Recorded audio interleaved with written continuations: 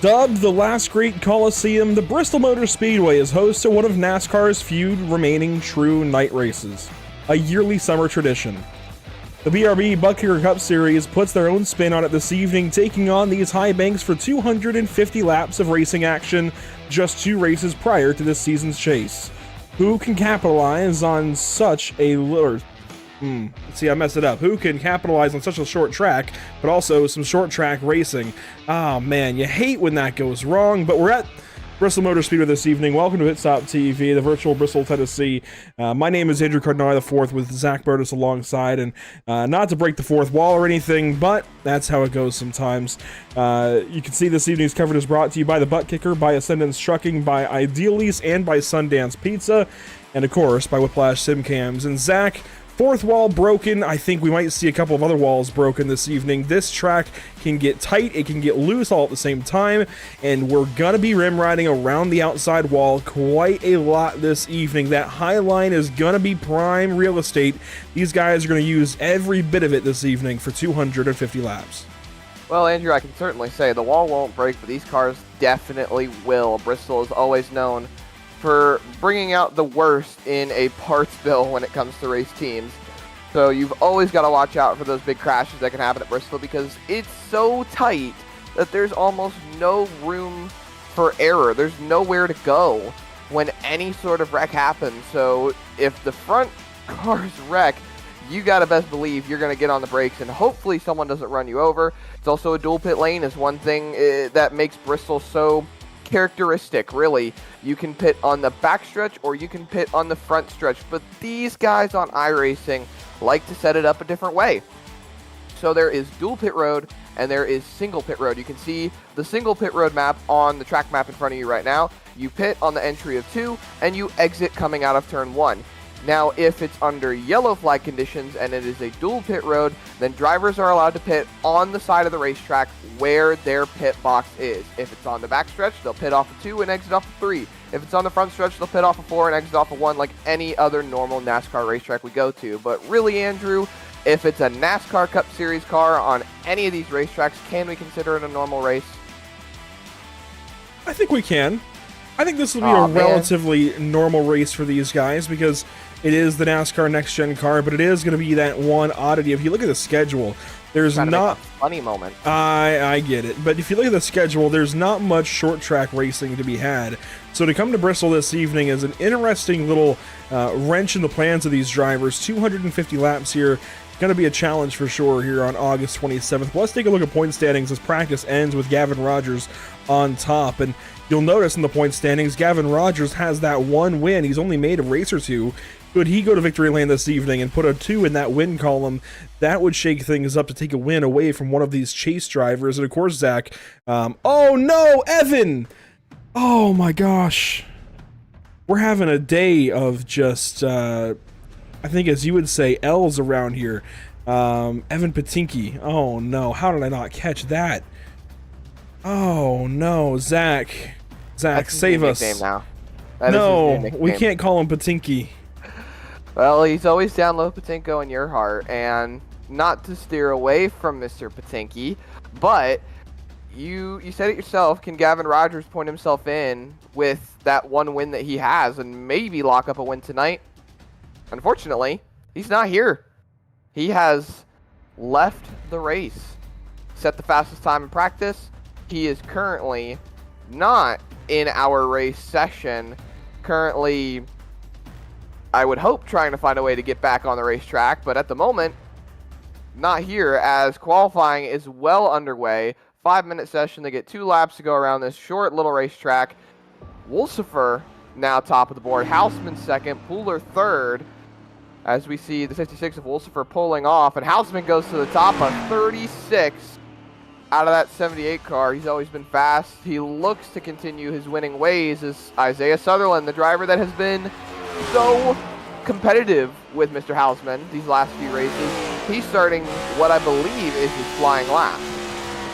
That he is, as teammate Eric Jensen has a big old goose egg for a lap. Well, never mind, it counts finally. Jensen goes up to the 14th spot, and Sutherland's going to chip into position number 5 now, trying to go a little faster here on lap number 2, riding along with him. He's wrapping around the bottom of the racetrack, Let's see what he can do, trying to beat that 3.66. Across the stripe, it's a 3.90. That's still going to be fast. Good for third place.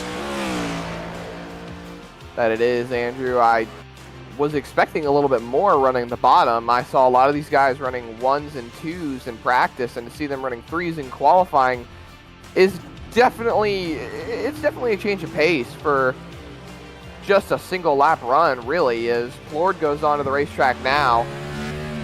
It's that bloodline on the back straightaway. That's the line you want to hit when you're coming out of pit road, and he's going to run it wide and swing it back to the bottom to take his first lap, and hopefully he didn't touch the wall there. Ooh, he's running the top, Andrew. Nearly got the outside wall, running a little bit higher up the racetrack. We'll go on board with him again. Yeah, he's running way up there on lap 1 and tries to get a run here for lap 2, but that was slow. He got way up the racetrack that time. And he's running the top again on lap 2. I'm surprised by this, but lap 1, good for 15th spot. Lap 2 for Jamie Plord, as he's on that chase cutoff line with Evan Buttkicker, is going to be much quicker, a 14.598. I say much quicker, it actually doesn't pick him anything up. He's going to stay 15th spot, right ahead of Evan Buttkicker, who's qualified 16th so far. And that's going to do it for a very fast qualifying session. All of these drivers have run lap times, aside from Gavin Rogers, who's not in the session yet. Well, not back in the session yet. We'll see if he's able to rejoin us, but this means we can focus back up on the point standing, Zach, with Jamie Plord, 7 points to the good, Evan Buttkicker 7 points out. Yeah, and we were the ones talking about last week. We thought Evan Buttkicker was actually pointing himself in, but I guess the bonus points and all of the laps that we had last week at Chicagoland played out differently because Florida is still 7 points to the good. This is really your only race now, Andrew. Dakota Bly is all the way down, 41 points back. He would need some absolute amazing races these next 2 weeks to be able to lock himself into this 10-round chase format. So really, I think your only battle at the moment is between Plord and Buttkicker for that last spot in the 10th position. And revisiting the schedule, you see California next up for these guys after Bristol this evening.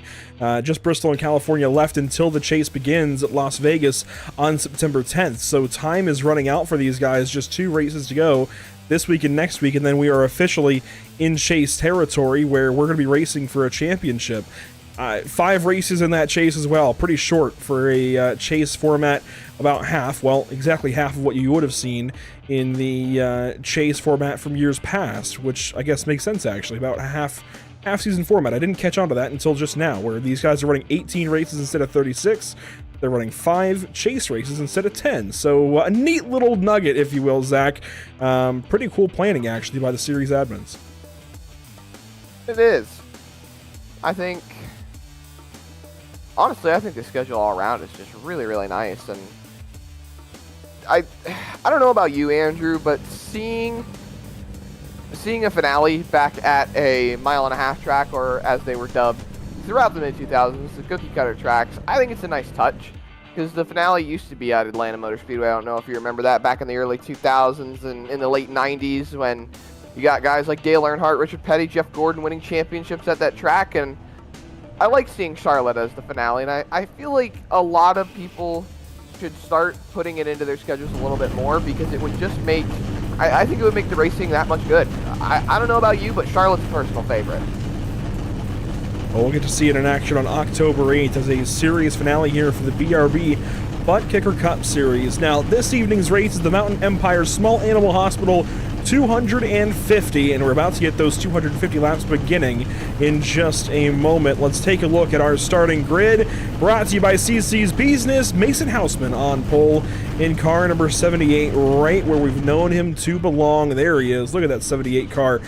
Beautiful this evening. Green and gold paint scheme, right alongside none other than Richard Wolsifer in the 56 car. He'll start from second. Starting third, it'll be Isaiah Sutherland in the 24 car. Carl Pooler grids up in the 4th spot. Starting 5th and 6th, Dustin Stallings and Stephen Borbell in the number 2. And finally, to complete your top 10, we've got 2 more rows to go. Jared Hughes in the 98, Patrick Hernandez in the 91, and last week's winner in the 5 car, Adam Buzzio from the 9th position alongside Johnny Wood Jr. rolling off in the back half of the field. It's going to be Jason Bottoms and Brendan Maddox. They're going to be 11th and 12th on the night. That's row number 6. And rolling into row number 7, Matthew Corder and William Maddox in the 4 and the 33, 13 and 14th on the night. And then you've got Jamie Plord and Evan Patinko, the two drivers that are in the fight right now to get that final chase spot in that number 10 spot. They got to try to figure out a way they can get away from each other, really. Zachary King and Eric Jensen, they're going to be 17th and 18th on the starting grid tonight. And then rolling off 19th and 20th to complete your field is going to be Dakota Bly and Gavin Rogers, who had not set a lap, still has not rejoined this race session, Andrew. So he's going to be in a bit of, he's going to be in a bit of a conundrum. Should he be able to rejoin and start all these laps down? I would hope he's able to get back on this racetrack. But I think these drivers are in for one heck of a race tonight. It's concrete madhouse, not to take away from the madhouse of Bowman Gray. We'll take a look at the Whiplash Simcam's race details. 250 laps. Stage 1 will be 65, Stage 2 will be 65, and it's 120 to the end. So our stage cautions will come to the completion of 65 and 130. Take a look at the rest of the graphic there as the Limitless Motorsports and Rev Sim Shop machines will bring us to the green flag on the front stretch this evening, waiting in the restart zone. Green flag is out at Bristol.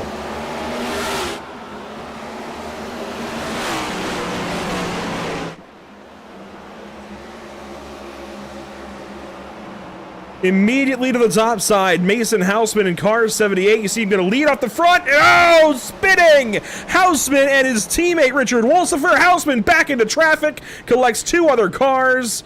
Matthew Corder's one of them. Lap 1 mayhem here, Zach, and Houseman is absolutely destroyed.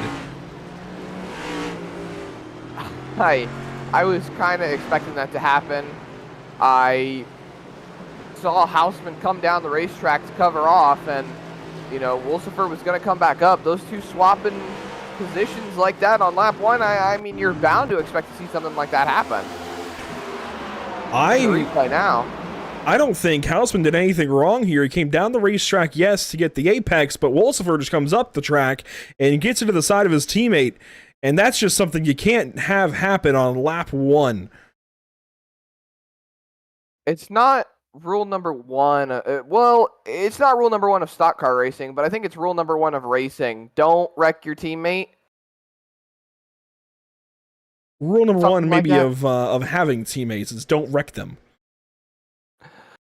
See a couple more cars that got collected in that. There's the 4 car. Brendan Maddox and then the 4 of Matthew Corder making a rare start this evening involved in all of this. We'll go back and get another replay at it. This is down the backstretch. You see Houseman with the race lead. Goes to the high side. Wolsifer goes low. I don't think Wolsifer's really going for anything here other than just trying to get to the bottom of the racetrack and then just comes up. Gets into the 78 car. Houseman goes for a slide. Boom, bam, wham. So it looks like Race Control is going to score that as a racing incident. Seems like they're agreeing with my sentiment of Houseman coming down the racetrack just a little bit, while at the same time the 56 was coming up the racetrack. It seems a little more apparent from the 56's point of view that he was coming up the racetrack to run his line, but I can't really disagree with the call being a racing incident. Those two just kind of met in the middle right there, and it just ended up going neither of their way. From Brendan Maddox's point of view, out of turn 4, he stayed in the gas a little bit late, and I think that's part of why he's involved in it, but really not much else he could have done. He moved to the middle there too, Andrew. I would have just stayed behind the car rolling up on the top side. You would have made it through absolutely easy, but you got to go where you can to avoid a wreck. Sometimes it just doesn't really work in your favor. Thankfully, his car looks, well, okay, because he got a fast repair, so these guys are not done. These guys that were in this crash, although Corder and Houseman do go a lap down as they choose here on the front stretch. So Corder... Only fast fix, too. It is, and to be at Bristol down a fast fix with 245 laps to go is less than ideal. It's suboptimal, as I would say. But this is going to give an opportunity now to Carl Pooler and others on this restart. Pooler with the race lead. It'll be the 24 of Sutherland on the inside. Green flag is back out at Bristol.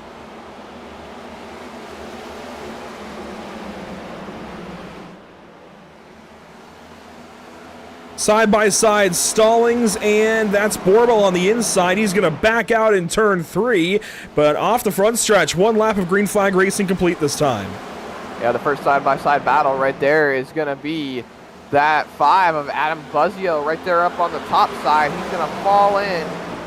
Looks like they're going to get single file. Borbel is now on the back bumper of that number 5 car, but Pooler leads Sutherland, Stallings, Buzzio, and Borbel. That's the top 5. Pooler actually just went purple right there, as a couple of these drivers are now trying to work their way back up after being involved in that incident on lap 1. You see down low Patinko on that inside line, trying to work his way up. That's Wolfifer, I believe, to his outside. No, that is not Patinko. Oh my goodness. That's the 98 car of Jared Hughes with the 33 of William Maddox on his outside. Maddox center punched somebody in all of that chaos and mayhem on lap 1, it looks like, and damaged the front bumper of that Chevrolet. And gets into the wall there off of turn number 2. So Maddox having a couple of struggles here. We'll go on board with him as he chases Patrick Hernandez early in this race, about a second and a half off the race leaders. And you see one car stalling his way up to the outside. The rest of these leaders are painting the bottom right now. I think it's a good idea, though. Get that bottom line rubbered up now, so that way when you want to be able to use it later on in the race, it's going to be all good, and it's going to be a lot more beneficial. I know... For some reason, I don't know why, really, though. The bottom seems to come in really, really well as the race goes on at Bristol. The high side's the way to go if you want to be defensive, but, you know, you can pull somewhat of a slide job on that bottom line. You enter low, enter real fast, and then somehow, some way, you slide it all the way up to the top, and you're able to keep it on rolling. One of the really good opportunities to use this camera in particular is right now as these guys get right up to the wall. This is on board with Dustin Stallings in the third spot. You can see just how close he gets to the wall. In fact, you get Sparks from the iRacing prediction code thinking that he's going to go up and hit the wall. And he's getting a run now on Isaiah Sutherland. So the double aught, or I guess the aught in this case, the 0 car, has a massive bunch of speed on the top side. But how much more is he going to wear his tires out running the top of the racetrack? You never know.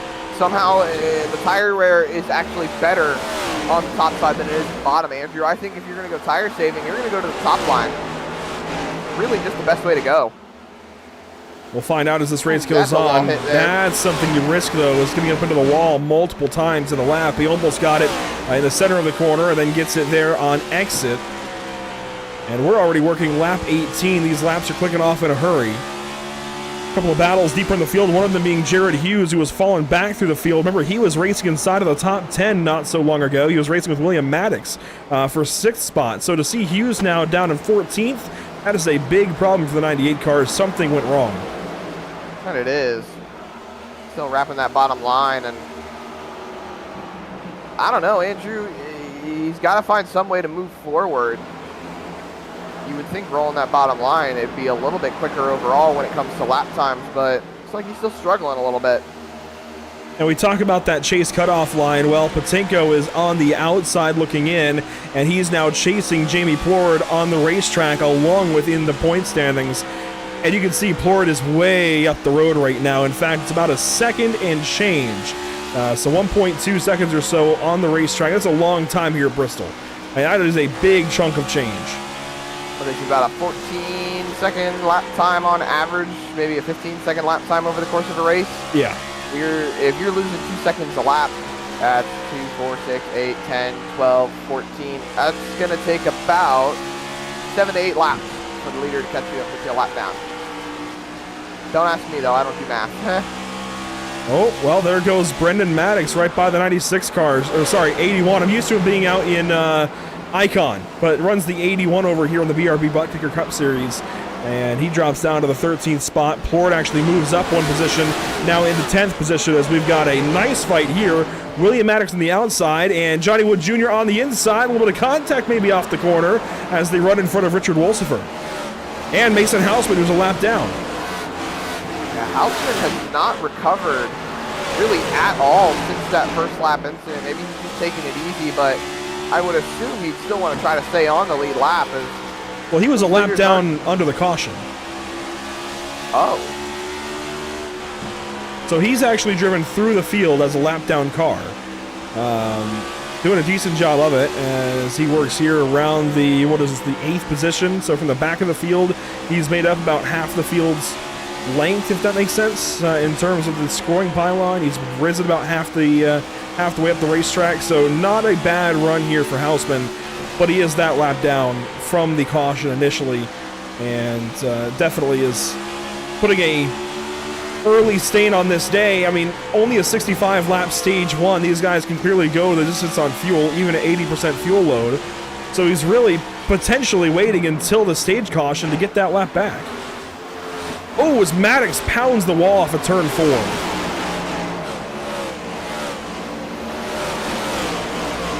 Johnny Wood Jr., Stephen Borbell, they run side by side. Wolsifer backs up on the bottom, and we start to get guys hitting the wall. These tires have worn off just enough where they're going to start hitting the wall every time they go on into the corner, right there apex, which is, oddly enough, the outside apex, if you will, where these guys get highest in the corner. Middle line would probably be the way to go from now on, honestly. You can see the middle groove of the racetrack is probably the darkest spot on the racetrack at the moment. That's where the most rubber is laid down. That's where you're going to find the most grip. So I think the middle groove of the racetrack is going to be the best route to go with at the moment if you want to keep your speed up, if you want to try to hang on to position, maybe if you want to make a couple passes. Everybody else seems to be very much glued to that top side.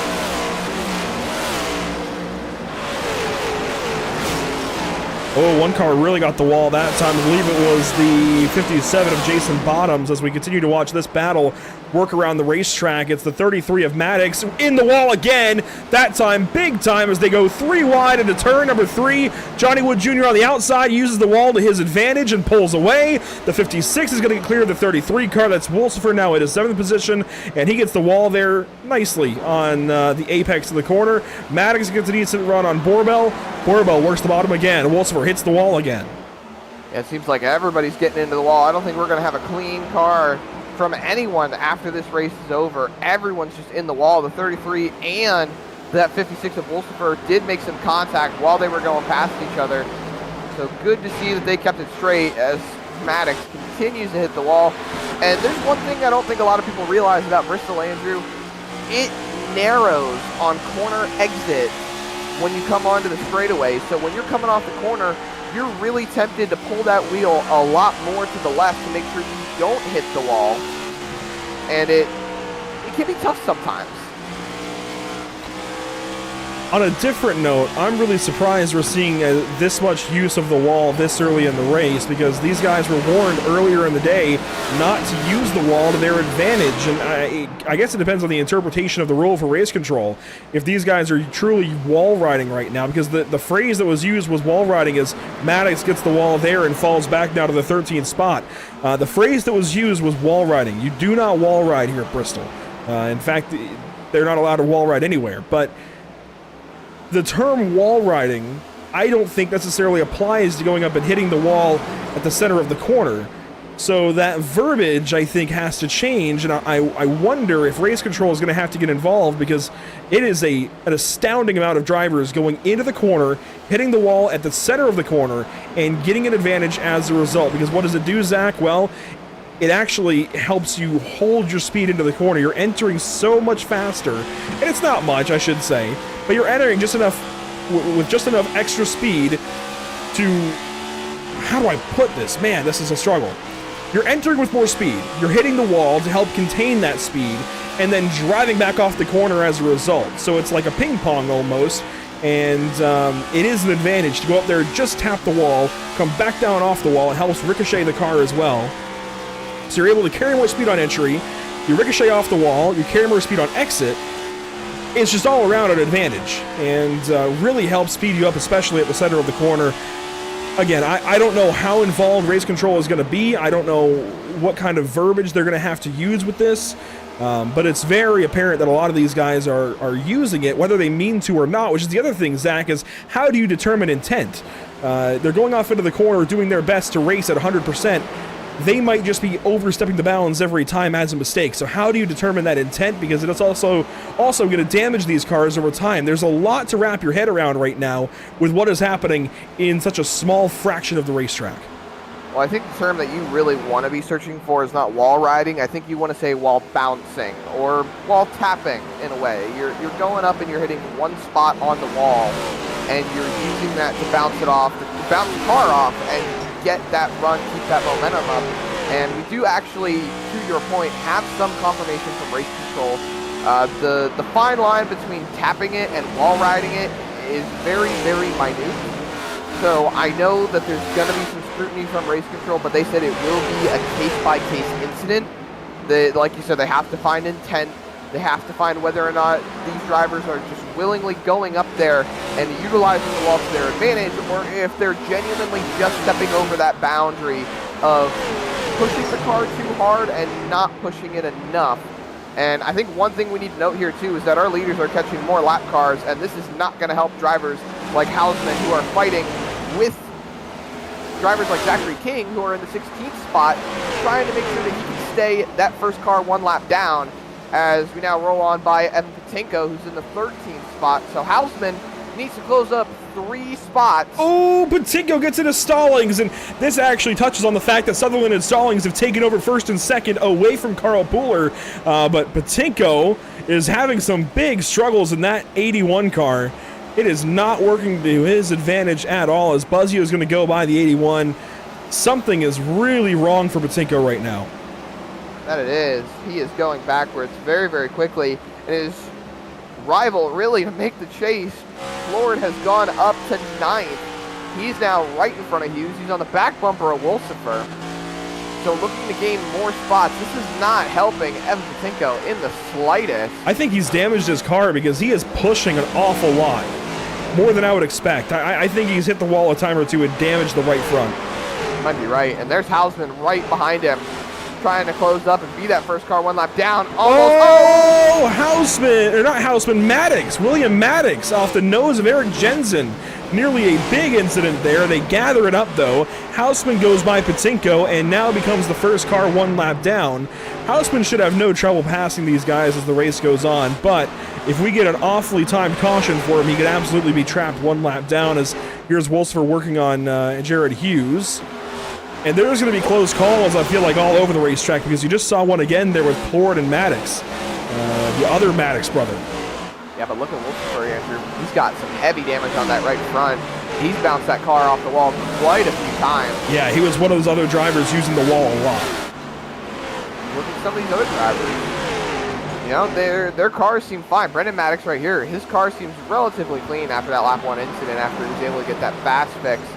And now look at this. Sutherland has caught up to Plord, who's dropped down to 12. And he's going to end up passing him on the low side. Stallings has caught up to the leader. They're going to be 3 wide to go laps down, back to 2 wide. I feel like I'm spotting here just a little bit for Dustin Stallings, as he's trying to find a way around Sutherland for this stage 1 win. Brendan Maddox now, he's in 10th. He's inside the top 10, and now he's about to go a lap down, but he's fighting to stay on the lead lap here, Andrew. He is. Gets the wall a couple times and will still fall 1 lap down to the 24 car of Isaiah Sutherland, who's working on his first stage win, I believe, of his career. And yeah, Stallings got there in the center of the corner, falls back on corner exit, goes to the top side here again. That was 5 laps to go in stage number 1, and Stallings now only has 4 laps to go to try and get that 24 car. There is more lap traffic ahead. That's Wolsifer. This is making it that much more difficult for Mason Hausman to put his car in a spot to be the free pass, as looked like Stallings almost gave Sutherland a shot through the corner to get around him, as we've got 1 car exiting the pit lane. That was Quarter. Oh my goodness. That was Matthew Quarter in the 4 car, but there goes Sutherland up to the outside wall, just taps it, comes back down the racetrack and defends that first spot. You mentioned Hausman trying to get back clear of lap cars. He is right on the back end of Plord, who's on the back end of all the other lap cars. He's in that lap traffic, but he is 13th. He needs to get to 9th, and Wolsifer is some 3 seconds or so up the road for Hausman. 1 lap to go in stage 1. That's not going to happen for Hausman, unfortunately, and now you've got Johnny Wood Jr. just trying to keep himself on the lead lap. There's Sutherland to the inside. Is he going to let Johnny Wood Jr. stay on the lead lap? No, he's not. And he's going to pass up Hughes from the looks of it. Does not get to use their stage caution. Sutherland, Stallings, Pooler, Buzzio, Hernandez. That's your top 5. Then it's Vorable, Hughes. Wait a second. Did I just call Hernandez Hughes?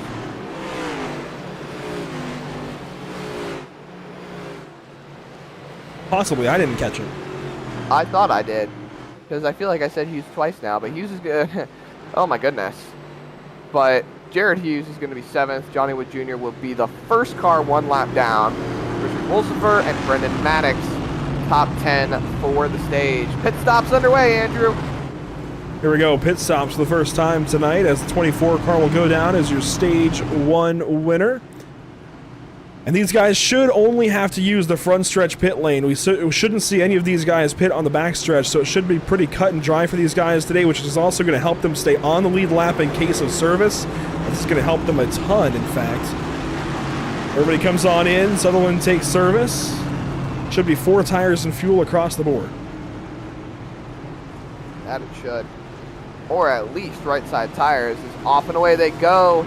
Is Stallings going to beat Sutherland out? No. The advantage of that first pit box looks like it's going to get Sutherland out with the lead. And now the lap cars are going to pit. I wonder who might stay out, see if they can get a wave around. Doesn't look like we're going to have a lot of takers staying out on the racetrack.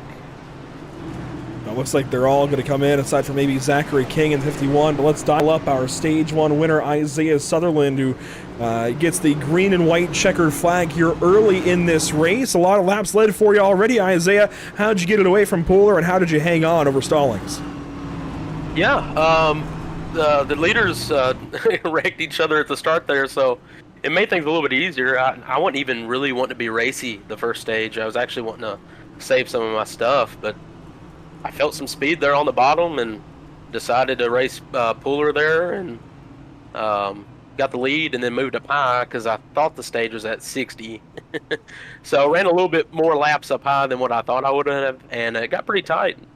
Dustin was putting on a show running me down there, and it got real fun with the lap traffic, but feeling good right now. Just hopefully I don't make any dumb mistakes like I did last week, and maybe it'll turn out a lot better this week, huh? That's the hope. So top versus bottom, where do you want to be and why? Honestly, I'm still trying to figure that out.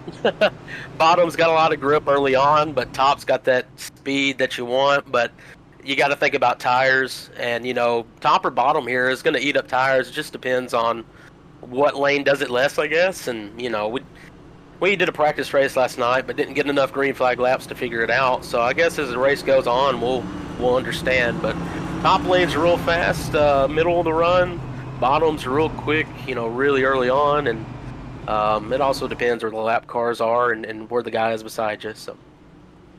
And, you know, we're getting real close to the chase for these guys. You came into the series a little bit late into the season. Does that affect at all how you're going to race these guys, or is it just straight up go out there and get what you can? No, I don't care when it is. I'm gonna race for a win. That's what we do here. We're race car drivers, not sit middle of the pack drivers. So definitely want to keep it clean with people.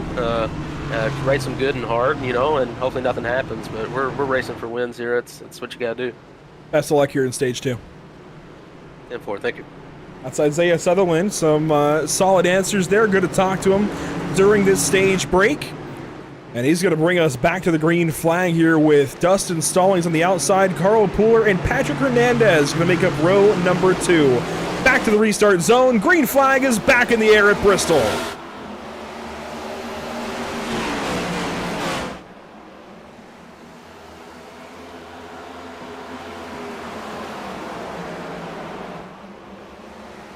Off the corner, Stallings going to pull away from Pooler. That's good for second spot. Sutherland straight to the bottom of the racetrack. Saw Hernandez get really, really loose coming off of turn number 4 that last time by. He's right on the back bumper of Pooler, trying to take that third spot away. Gonna have a big run on the top line. Oh, Hernandez smacks the inside wall and comes up the racetrack into traffic, collects the 2 of Borbell. Oh my goodness, that was a heavy impact by that 91. He is not rolling just yet, but I'm assuming he will get that 91 machine rolling. There it is. That right front is completely broken, Andrew. I'm surprised the left front is steering at all right now, but it is making contact with the racetrack. The right front is junk, and he's going to battle that thing back to the pit lane. We'll get a look back at what happened to him here out of turn number 4. Just got loose. Boom, wall up the racetrack, collects the 2 car, and that is a big, big hit. That it is. Definitely going to need a fast fix for that 91 machine. I don't know what to say there, really, Andrew. I mean, he got loose that last time by, and then this time just the snap was so much bigger. Ends up putting that thing right back up onto the racetrack after snapping back to the right. And I don't know. That's just got to be rough for that 91 car. He had a bad week in Chicago last week, and now not what he needed. This is Borbell's perspective, just blindsided. All of a sudden, there's a car coming up the racetrack. Nowhere to go for Borbell in the 2 car, and that is a lot of damage for his Ford Mustang.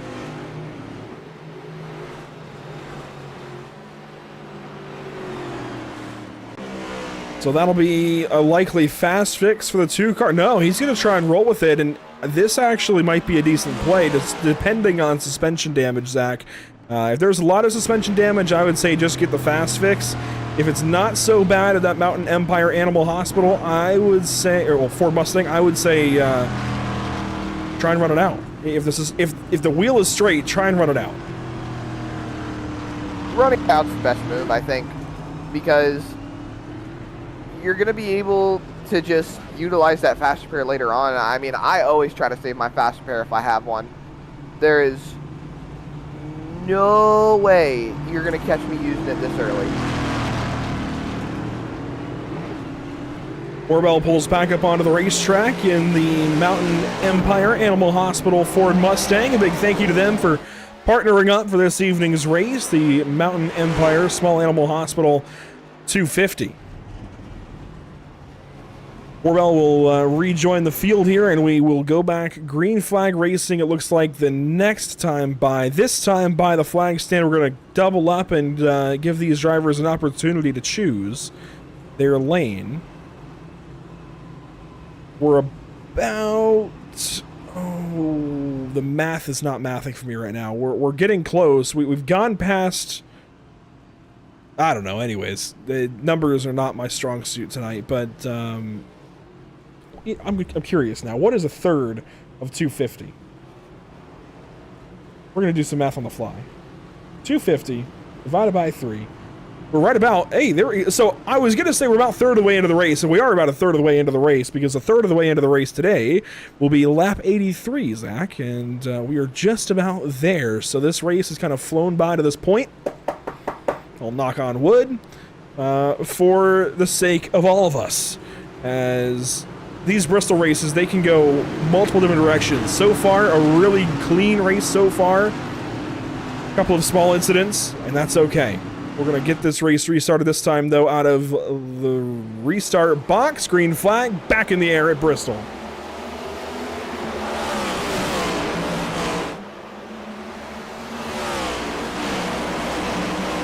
Buzzio hot in the coattails of Stallings. Cooler on the inside, and lap 80 is complete. A couple of cars hit the wall there on the front straightaway, but it looks like we're going to keep it clean and keep it green at the moment. Hausman was able to get the wave around on that last caution, so he's back on the lead lap, making 11 cars still on the lead lap. Hernandez was able to get back out on the racetrack, and now we ride on board with Johnny Wood Jr. here as he is running in the 4th position. Remember how he was about to be a lap down? Yeah. I do, but I also was about to say I expect him to be competitive towards the end of the race.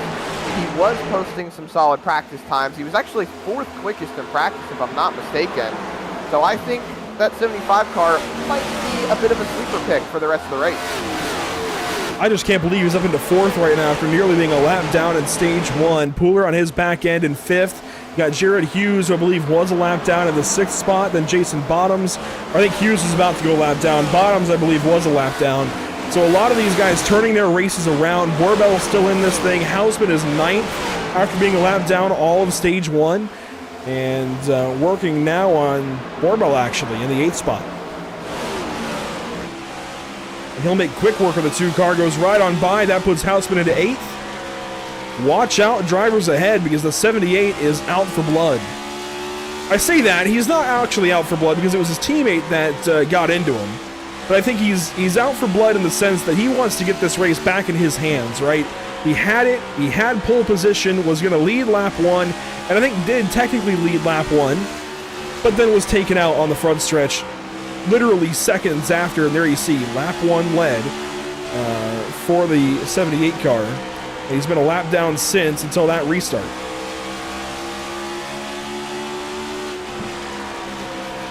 Not a lap down anymore.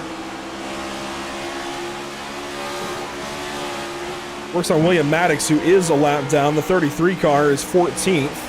And there is some great racing ahead with these guys. We'll let Houseman continue to work on the 33 car. Look at these guys. Bottoms is all the way up top. Pooler's down low. You got the 98 up top in the outside lane for Jared Hughes. Using every bit of the racetrack this evening as, Brendan Maddox gets into Richard Wolsifer. Those two are a lap down, and they're racing for the Lucky Dog spot.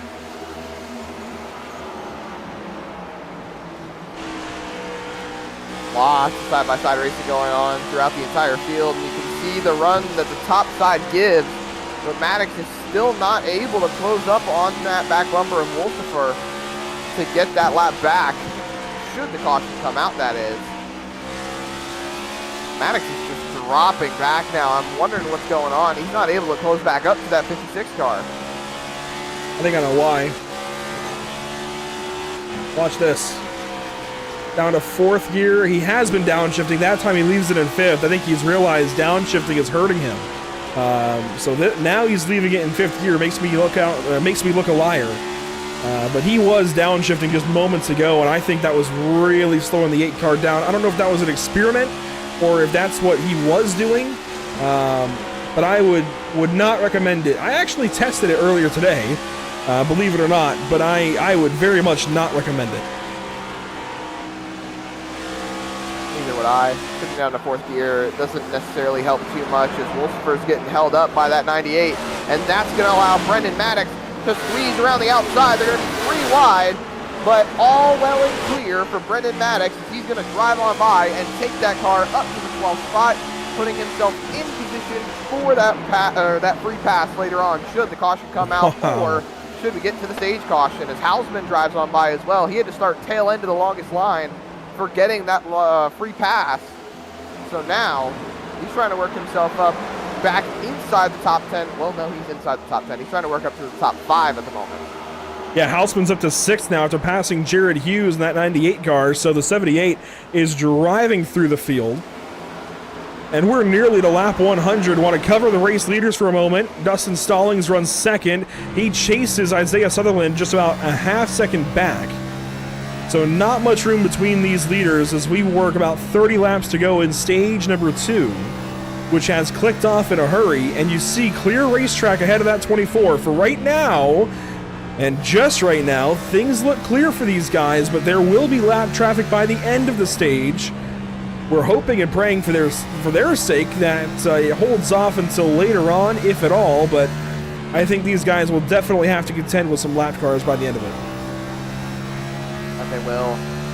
See riding on board with Stallings. He's closing in a little bit down the straightaway, rolling up to that top line, cutting low. I do like that move. I've always been a big fan of riding in top and then cutting low on corner exit. Really helps close in. It can be a bit of a wear and tear on the tires, but it is always a good move, a good strategy to have sometimes here at Bristol. He's cut that gap down a little bit as the race rolls on, but I think maybe might be able to get up there and pass that 24 car. Got the wall that time, and there you see lap traffic now in the distance. Stallings will have a couple of really good laps and a couple of really bad laps. He'll get close, then fall back away. Maybe needing a little more consistency out of the 0 car this evening, but good to see him running strong, that's for sure, in that Caterpillar Chevrolet. A little bit further back, Mason Hausman has cracked the top 5, going by Carl Pooler in the 71. Next up for the 78 car would be the 5 of Adam Buzzio, who runs in 4th. 1 week removed from his first win of the season, Zach. Finally got that monkey off of his back. Finally goes to victory lane. Follows it up with a solid run so far this evening. That he has. He's been doing really good, keeping that car in a consistent position these last few weeks, being able to show up and show out, really, to get that win. And Now he's just trying to make sure and prove everybody that it was not a fluke, and he can still continue to be the bridesmaid. See what he can do as he runs fourth so far this evening. A lot of these battles have kind of broken apart for the time being, but we still have several drivers in a line here in the top 10. Houseman, Pooler, Hughes, Bottoms, and Borbell all pretty close together. If one driver slips up, the next driver will be on them. And we're down nearly to 20 laps to go in this stage. Zach working 108 of 130. And oh, Bottoms gets the wall there on the top side. Falls back a spot. Loses that to Borbell on the 2.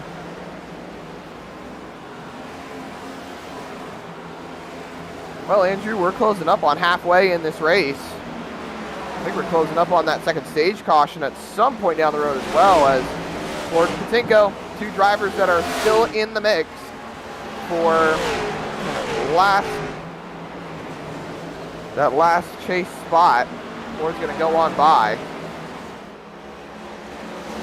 With 20 laps to go in the stage. Patinko just grabbed the wall right there. And these two are fighting a lap down for this spot. Now, this isn't a lot of points on hand. Just one position is 1 point right now, but a point is a point. And when you get down to these last couple of races, Patinko can use anything he can get. Falling back a spot like that is not at all what he needs. Patinko is now into 15th, Ford into 14th, and I can't help but wonder if it's going to be a season of regret and a season of disappointment for Evan Patinko. We love this guy, everything he does on the racetrack, but it has been a struggle for him as of late.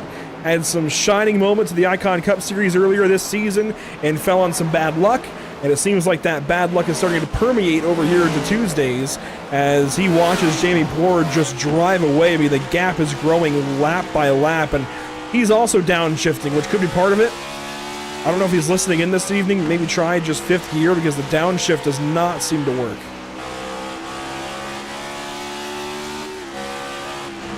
Maybe if they were running a different type of setup, maybe the downshift would work. But I think leaving it in 5th gear is your best bet. The RPMs are still, I want to say they're just too high to be downshifting, because you're not really gaining any momentum. I mean, looking lap times over, Patinko has not really shown too much in terms of speed when it comes to the downshift. I mean, last time by, that car turned out 1581. This time by, the line was a 1599. Leaders are running 15.1.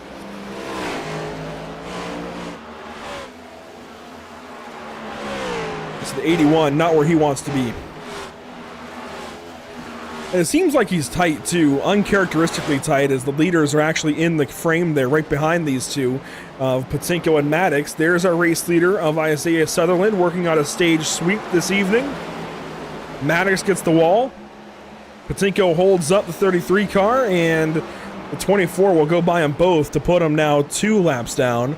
Jensen's also 2 laps down. And whoa, Dustin Stallings has to call an audible right there real quick and go high of the 33, now low of the 81, but he will snake through this lap traffic and get on by. Now, I want to call attention to Mason Houseman, who's actually lost a position. Zach, can you believe it? He's been passed.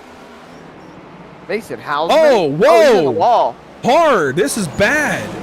He's got a lot Really of bad. damage. He must have That right front. Yeah, he broke the right front. He's very, very slow on the back straightaway. Not seeing anything from race control on a caution. Oh, that was the leader here. He nearly wiped out. Houseman's going to bring that car down to the pit lane. Look at how cranked that wheel is, Andrew. Wow. That is just to go straight. Looks like he's got it straight now. So it doesn't turn. It'll go straight, but it doesn't turn. Houseman just came over the radio and said he thinks he blew a tire. He doesn't know what's going on. Unbelievable. He's going to get service here and try to go back out. Inside of 10 laps to go in stage 2. And our pole sitter has got some massive problems. Let's see, is he going to try and go back out there, or is he going to wait?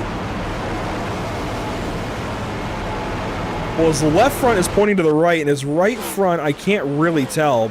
I guess it's pointed to the right as well, but we'll let him do what he needs to do in pit lane as our leaders work 5 to go nearly. As actually, that was halfway, cross flags.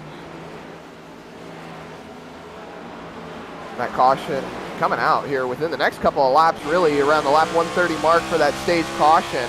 Sutherland looks like he's going to run away with another one. Stallings, Johnny Wood Jr., Adam Buzzio, Carl Pooler. They're all sitting nice and pretty inside the top 5. And I think Cinco can still rest a little easy knowing that Jamie Ford is not going to be getting any stage points, currently sitting 1 lap down in the 13th position. That was 3 laps to go in stage number 1. This time it'll be 2 laps to go for the 24 car who won stage 1. This is actually stage 2, my bad. Here we go. 2 laps to go in stage number 2. Sutherland clearly the favorite so far this evening with Houseman in the pits. That's going to be big, real big for that 78 car. It's not going to help him out going into the chase and seeing what could end up being your championship rival running away and potentially landing a win with how fast he's been. That's not going to do your conscience any good. Stage 2 win, Isaiah Sutherland, and it's worth remembering Sutherland came into the series late and will not point into the chase. He's a little too far back, but Stallings goes second, Wood goes third, Buzzio and Pooler 5th, Orbell, Hughes, Hernandez, Bottoms, and Maddox, your top 10, as we check up hard for the pace car, and oh, wow! Sutherland just missed the pits. That's a big, oh boy, that's a big mistake by a 24 car. That is huge. He just missed the opportunity to pit with these guys. That's likely going to put him to the rear. He's going to have to go all the way around as Hughes will go with him. Hernandez stays out. Bottoms stays out. Pooler and everybody else pits. And Stallings is staying for a little bit of extra time in the pit lane. I'd imagine taking some repairs here before he goes back on the racetrack. Well, he was the second best driver in stage 2. We already talked to the stage winner after stage 1, so we'll dial up driver 0 this evening. Dustin, a solid car, clearly, as you run second in both stages, but how does it feel? It's pretty good so far. I just had a little mishap on pit road there, so I got to drop to the back. Got some damage fixed, but this stage point's pretty good tonight, so that's a positive for me. But I thought I was going to be able to get to Isaiah there and try to get the stage win, but I just used my stuff up a little too soon. So we'll see how stage 3 goes. 120 laps total in this third stage, and plenty of time then to work on that 24 car. Do you feel like you have any spot where you can work on him, mull him over, and try and get by him if you end up in that same kind of situation where you're chasing him? Yeah, I think it's more or less my entry. I think I was just pushing a little too hard on my entry there at that stage, and I just kind of used up my right front a little earlier than what I wanted. But I think if I can replicate what I did in the first stage, I think I might be all right. We've got a little work to do here in stage number 3, but best of luck. Thank you, guys. And, you know, we're still learning teams. Where do I need to move you back up to? Maverick Motorsports. That's what I thought. I was going to take a guess. I'm glad I checked, but hey, best of luck here in stage 3. Yes, sir. Thank you.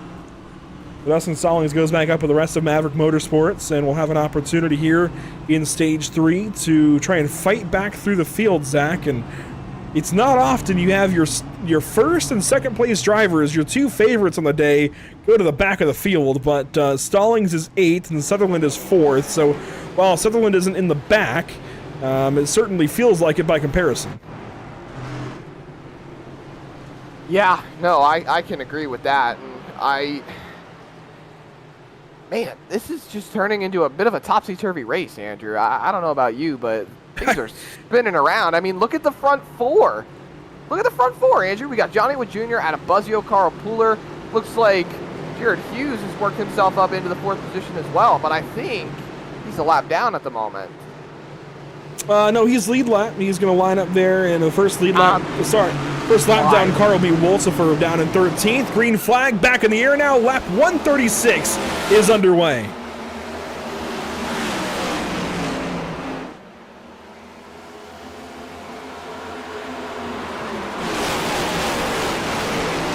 Johnny Wood Jr., you know, you called him out. You said he would be better later in this race. Here he is, leading in stage 3.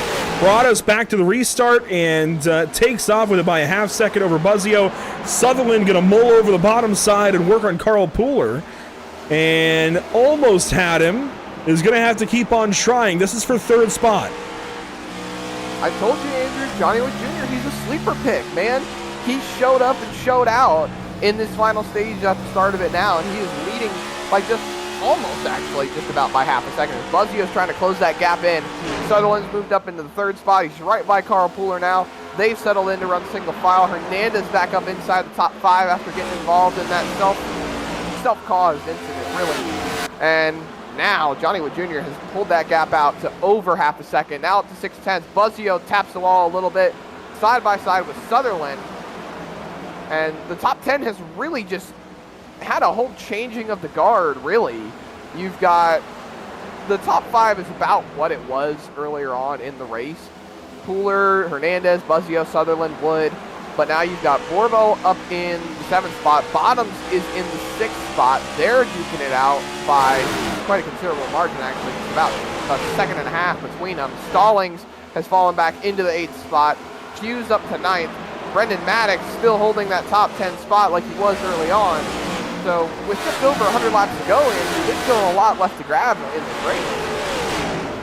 And we're yet to find out if we're going to be good on fuel the whole way through this stage. I wouldn't be surprised if they have to pit once. Green flag pit stops on a short track are rare, but hey, maybe we get them this evening. We'll keep an eye on fuel as Isaiah Sutherland has worked up to 2nd spot and is right on the rear diffuser of Johnny Wood Jr. through turns 3 and 4. Right on that back bumper. Wood moves up the racetrack. That gives Sutherland open opportunity to take advantage of that bottom line. Side by side for the race lead. Johnny Wood Jr. powers on that outside line. This is where defense starts coming into play with that top line, and that top groove can be so instrumental in changing the race dynamic as they've got a lap car right up in front of them. Sutherland pulls alongside, middle of the corner, gets boxed in by the 51 of Zachary King, and that is going to allow Isaiah Sutherland to take the race lead away. A perfect pick by the 24 car. He chose the right lane. Johnny Wood Jr. got held up behind that 51 of Zachary King as he knocked the wall down in the center of 3 and 4. And now our 2 leaders are going to start to separate. Sutherland pulling away, Johnny Wood Jr. in 2nd. And just watching that 24 get slightly and slightly smaller as this run starts to wear on. We're nearly down to 100 laps to go this evening. And the closest battle is what you're watching.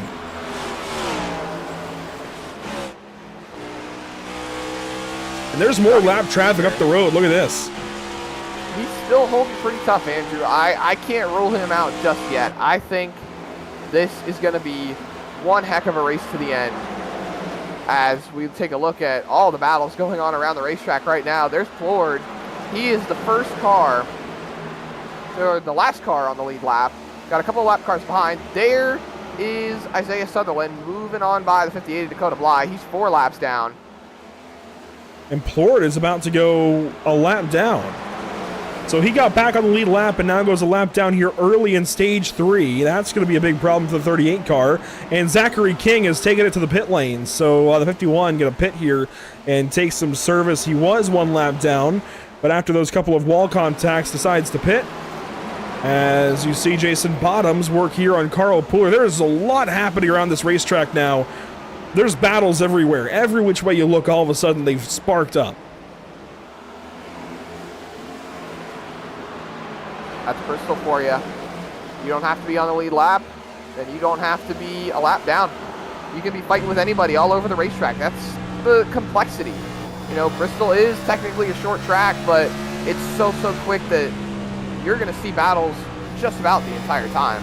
I mean, if you go to Bristol Motor Speedway, you sit anywhere in this racetrack, you're not going to go without any noise. You know, sometimes you go to a track like Charlotte or Daytona, there's going to be a point in time when the cars all pass by and you're just going to be sitting in a little bit of silence. Not at Bristol. No way, shape, or form. Not to mention, Andrew, aren't they hosting a baseball game next year, the All-Star game? Isn't that right? It's not the All-Star game, actually. It will be a regular season game between the Cincinnati Reds and the Atlanta Braves. More on that later, but watching Patrick Hernandez work on third place Adam Buzzio. This could be an interesting, I mean, you know, let's look at it this way, Zach. This is the fight for the last position to talk to us at the end of the night. So this is an interesting little podium battle between Hernandez and Buzzio right now. Even if you remove the fact that it's for a whole bunch of points.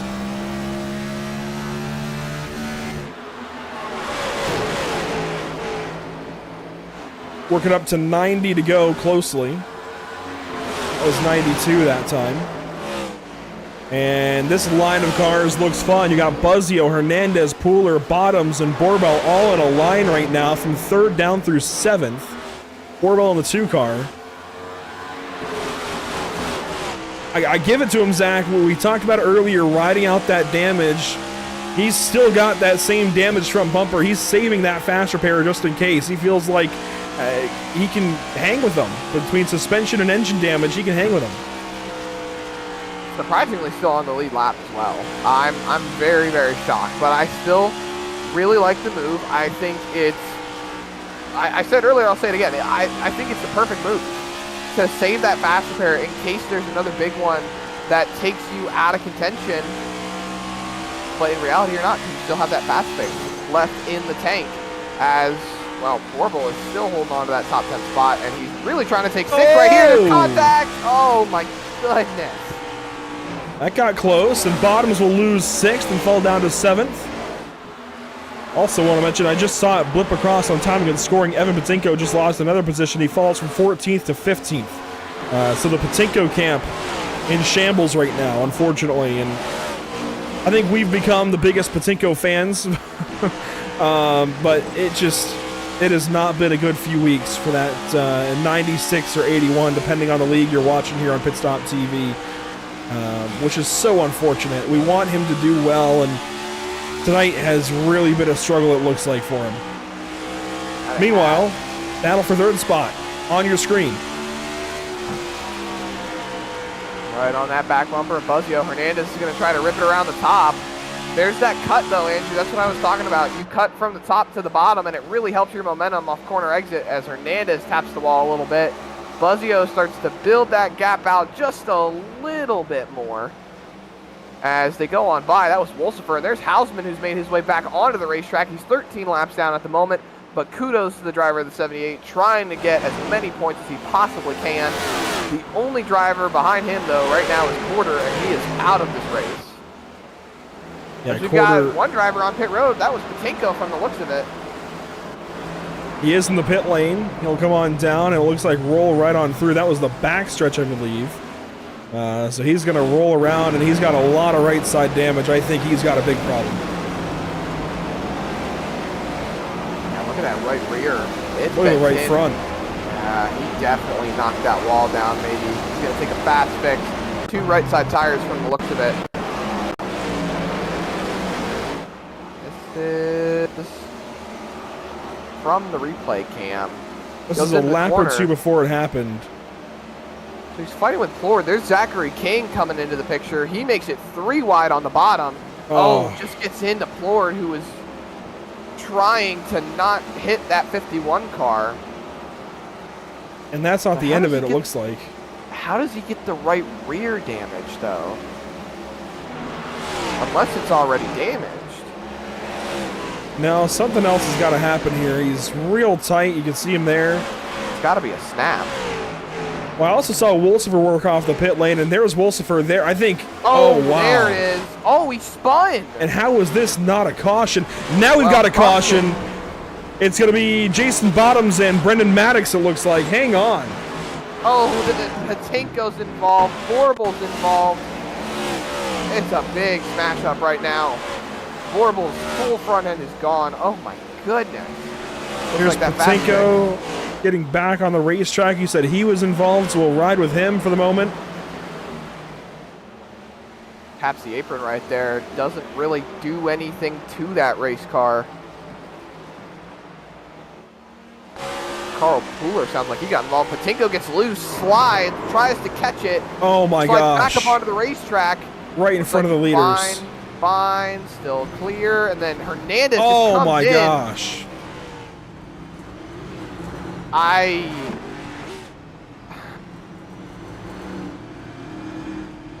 Oh my goodness.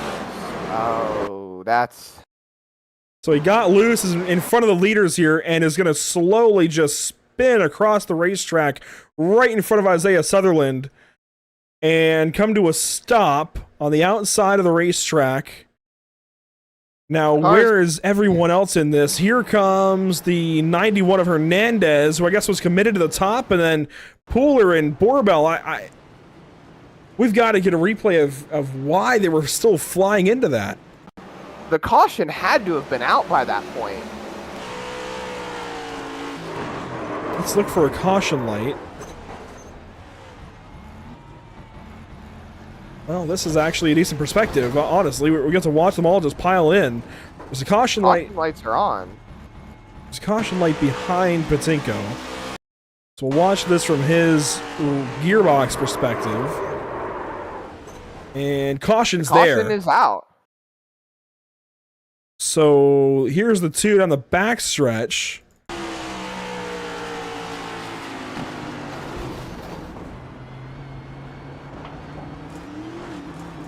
I think guys just need to slow down a little more when a caution comes out. I think they were just trying to stay in it as long as they could.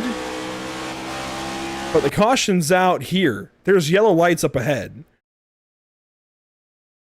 And Buttkinker's already stopped.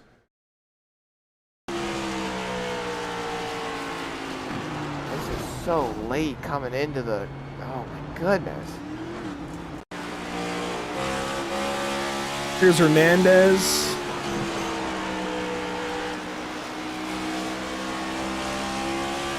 Let's see. Buzzio's going to check up. Hernandez is a little bit late to it and just rides the outside wall into it.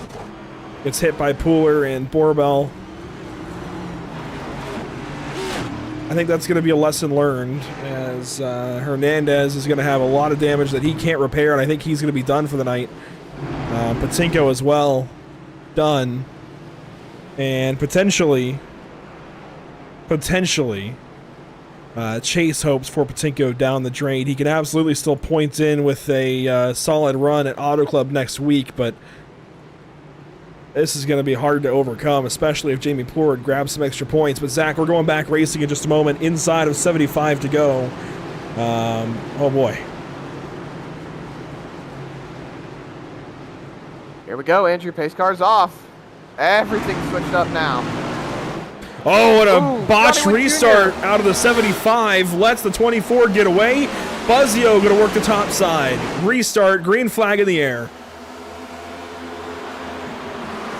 Orville is now up inside the top 5. He took a fast fix. He was able to get that car back to a good standpoint so that way he can keep on rolling. He's up at the 4th spot trying to hold off Bottoms and Pooler right behind him side by side. Stallings behind them.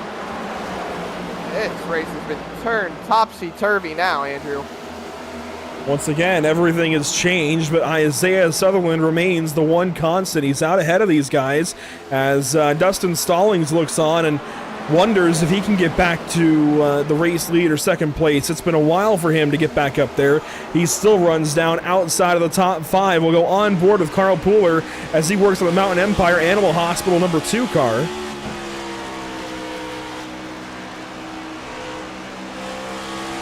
Buzzio, Borbell, Pooler, this fight for 3rd, 4th, and 5th as Johnny Wood Jr. hangs on to Sutherland for now. Borbell with a slip up. Here comes Pooler on the inside. That was a big slip up the racetrack. That allowed for a big run out of that 71 car to draw alongside. Borbell going to fall back in line. Borbell pushes to the bottom. Pooler to the top. Big run by the 71 to close that gap back up. But I don't see them swapping hands anytime soon. Pooler's been really good tonight. Top 5, I think, the entire day. Lowest of 10th spot, but 32 laps led, started 4th, ran a bunch in the lead in stage 1. I would not be surprised to see the 71 potentially go to victory lane this evening, and as Borbell gets the wall there, it would be a first win for Pooler if he's able to go to victory lane.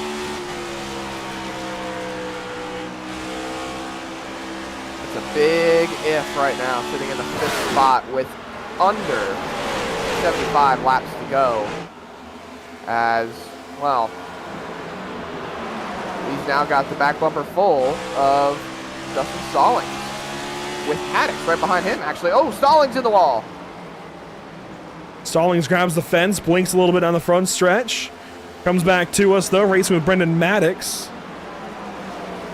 And, uh-oh, Stallings might be on his way out of here. He might definitely dropping back quite a bit from that 71. Now he's got the 8 car, Brendan Maddox, all over his rear end.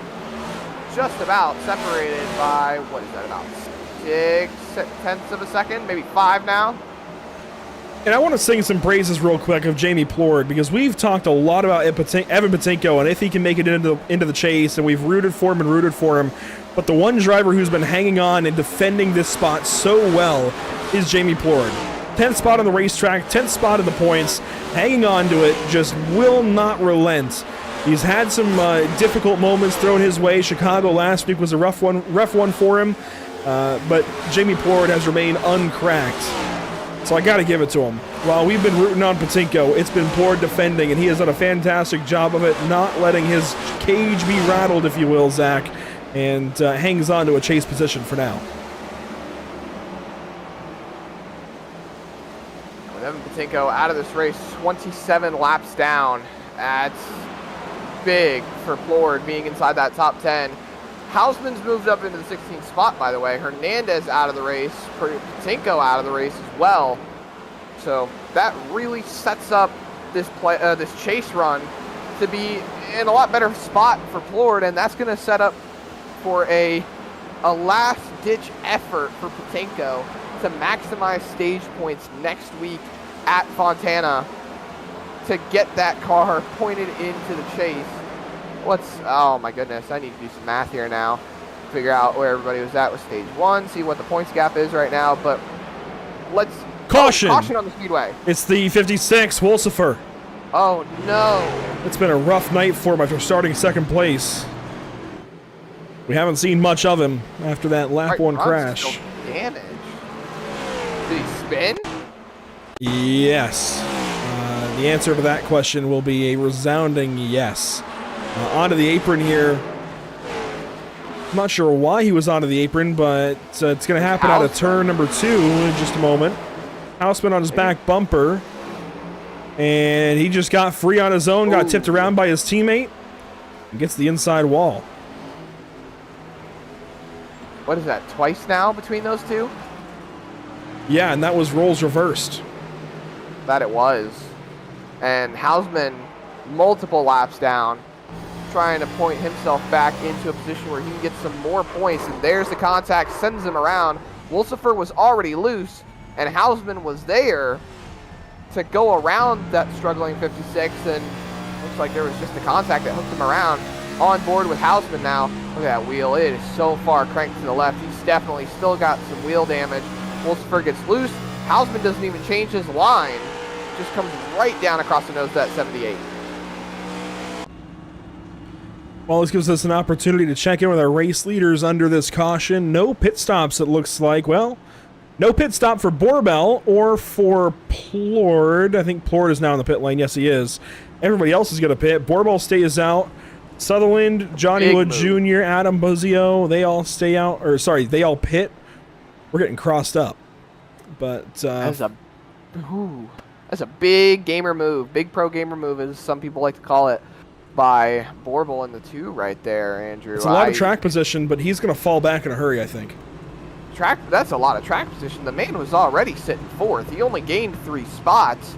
So you've got the guys that you were fighting. I mean, there you look at the right side of your screen, now the top. That's Isaiah Sutherland right there. First car on tires now. This could prove to be a beneficial move, but it also could prove to be a really bad move, as if Borbell messes up the restart, that could prove to be his downfall. Well, you can also look at it from the aspect of trying to get track position before a potential slew of cautions, right? We're at a short track. We're at Bristol, of all places. Cautions do tend to breed cautions. So if he's trying to get track position to hang on through a bunch of cautions, this is not a bad play. You've got enough fuel to go to the end. You've got tires in the race car, and who knows? He's been down pit lane a lot this evening. In fact, 6 times. That's the most of anybody. maybe he's used all of his sets. They only get 5 change sets.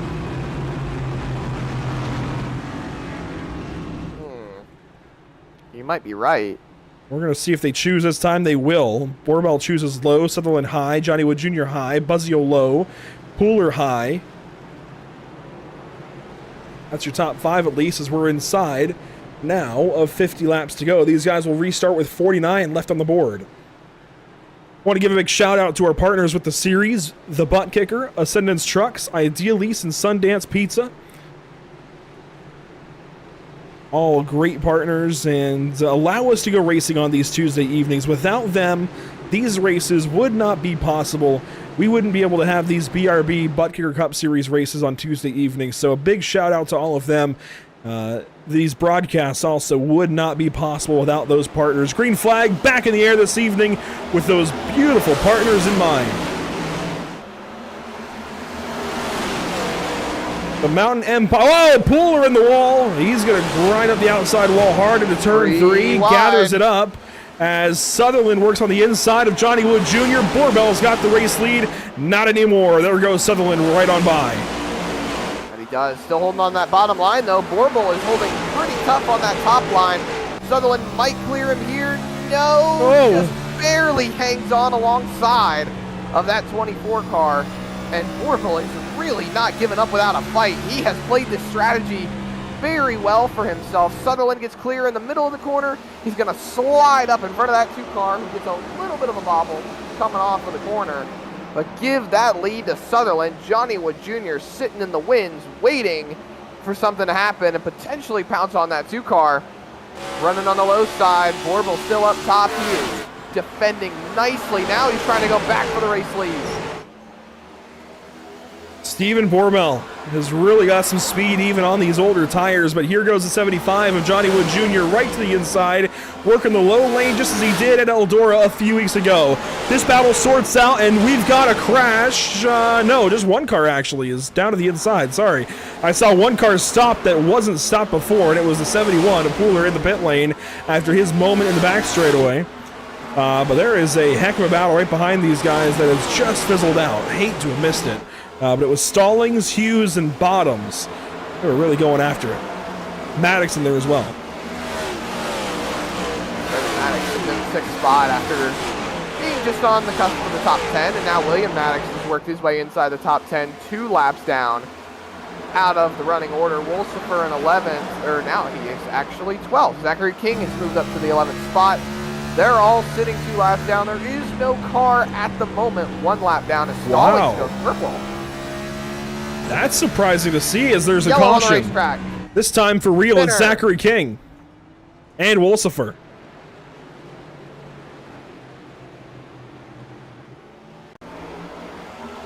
Zachary King and Richard Wolsifer contact there, and that looks eerily similar to lap number 1. And Wolsifer, another big impact. That has got to be rough for that driver, the 56 car. He has been in so many incidents tonight. I don't think he wants to see Bristol anytime soon after this race. Yeah, this looks a lot like what happened on lap 1. The 56 just came up the racetrack and tagged the inside of the car on the outside. And the 51 and 56 mingle down in turns 1 and 2 in the worst of ways.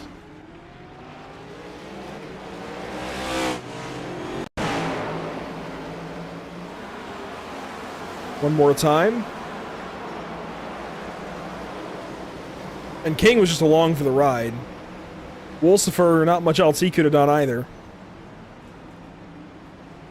Just unfortunate to see for those drivers, but hey, the gamble might have paid off for the 2 car, except he just pitted. Actually, this gamble still could work out. He got a caution a little bit later. He can now put this set of tires on and have slightly better tires to the end of the race, Zach. This, who knows, this could actually help him. It could. It definitely could. He's going to be on fresher tires, though, Andrew. This could be a lot more of a help than we think it is. That's what I'm saying. This could work out. We'll see. Mountain Empire Animal Hospital number 2 car has been a lot of fun to watch this evening. He's had a couple of sour moments, a couple of bright moments. this might be his brightest, as he's going to restart, it looks like, in the 8th position. He's going to have work to do, admittedly, behind Plord, Hughes, and more. But I think if you're going to gamble, you may as well do it here at Bristol. And this would be for his 2nd race win as well. So he's well and good in the playoffs right now, or in the chase, rather. This is really just to kind of add things if he's able to go to victory lane, which he's still got a lot of work to do. He's got to pass cars, like I said, like Jamie Plord, Jason Bottoms, Jared Hughes, some others out there that he's got to race with. But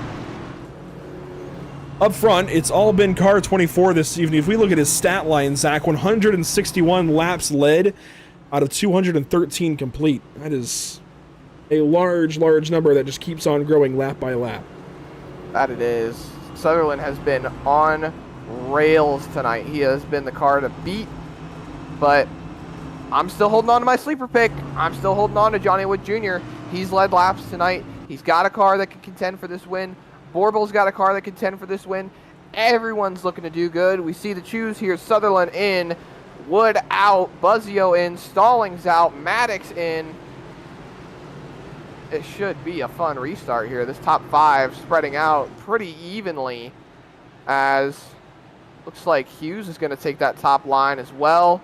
And the last car on the bottom is going to be Borbel, as everybody else just chooses to roll the top. 35 laps to go this evening in the Mountain Empire Small Animal Hospital 250.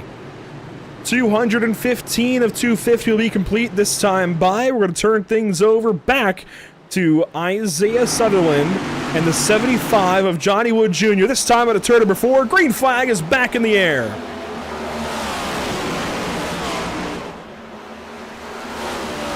It's a big restart for Dustin Stallings, who breaks through to the 4th spot. It's an even bigger restart for Stephen Borbel, who goes from 8th all the way to 5th. Oh, he's going to get hooked! Oh my gosh! As soon as I say this is a big restart for him, he gets hooked around in contact with Brendan Maddox and is the reason for this caution. Has there ever been a more immediate broadcaster jinx? I'm glad you're at least calling yourself out on this one, Andrew. Question is, did either driver do anything wrong? I don't think so. I think they just meet in the middle here. Well, Maddox is a little ways off the wall. Borbel was trying to account for it, but they each kind of missed the mark there. Well, on the bright side, Andrew, there's not a lot of damage on the front of that 2 car, so he should be able to come down pit road, get a little damage fixed, and put himself back out on the racetrack. But this is going to give some open opportunity to William Maddox to get back on the lead lap. Yeah, so it goes wrong for one, Maddox goes right for the other here, and watching that back one more time, yeah, Brendan Maddox was just a little bit off the wall, a little further than you might expect, but it's hard to say that that's his fault, considering he can choose his line on the outside for the most part. We'll watch it back one more time here. This is a rough spot for race control to be in. I would not want to have to rule on this one. Maddox hangs the car width off the wall, and Borbel just wasn't accounting for it. Well, it looks like, in terms of race control, I believe Brendan Maddox will be receiving the penalty for the restart here. Waiting for a little bit of confirmation on that. I heard race control say something about it, and I believe that's going to be the call.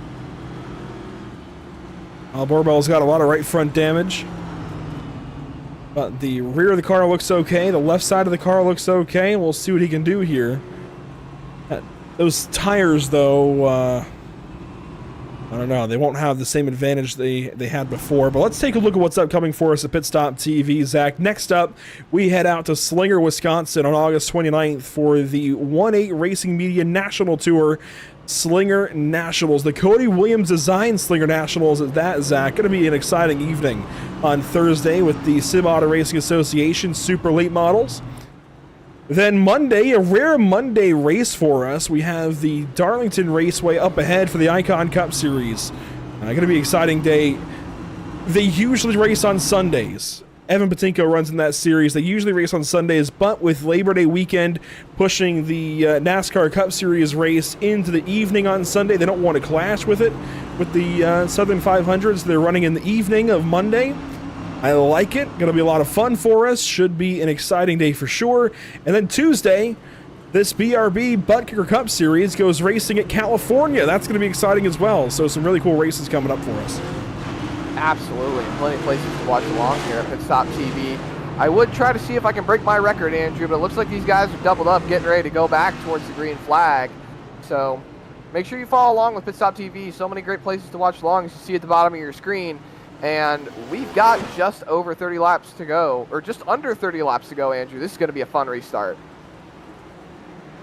Big nod once again to our partners with the series, the Buttkicker, Ascendance Trucks, Ideal Lease, and Sundance Pizza, along with the partners of the channel, Whiplash Simcams, ATVO, CC's Business, and Cody Williams Design. Into the relative safety of pit lane goes the iRacing.com safety car. Green flag is back in the air at Bristol Motor Speedway.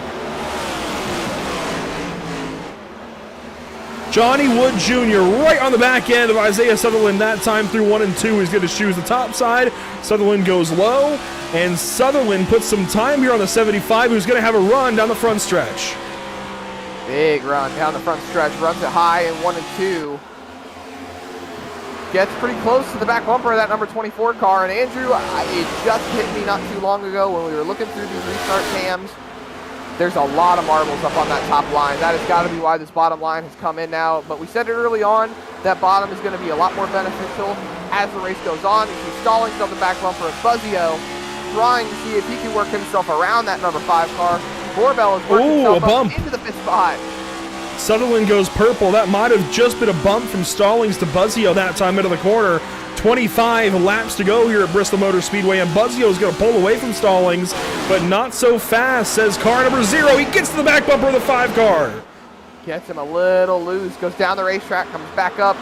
Buzzio still holding tough on that outside line. It has Dusty. Here comes Stallings. Oh, coming back to the wall. Down to the bottom of 1 and 2, and he's going to complete that pass for 3rd spot. Could he come back and win this race? I mean, he's within range. If he can keep running some solid lap times, we've seen him be fast before. In fact, we've seen him go purple earlier in this race. Does he come alive here at the end? He's closing back in on the back bumper of that number 5 car. Might just be able to put himself in a good position to try and win this race. All while Johnny Wood Jr. works on the back end of Isaiah Sutherland. He was just within 2/10. I'm surprised these guys keep going to the top side because they lose a lot of time when they do it. I don't know if it's just to get to clean air, Zach, but every time they do it, they lose time to the 24 car. That they do. Look at Johnny Wood Jr. up on the top line. He's going to get a big shot of momentum here. Get right to the back bumper of that 24 car.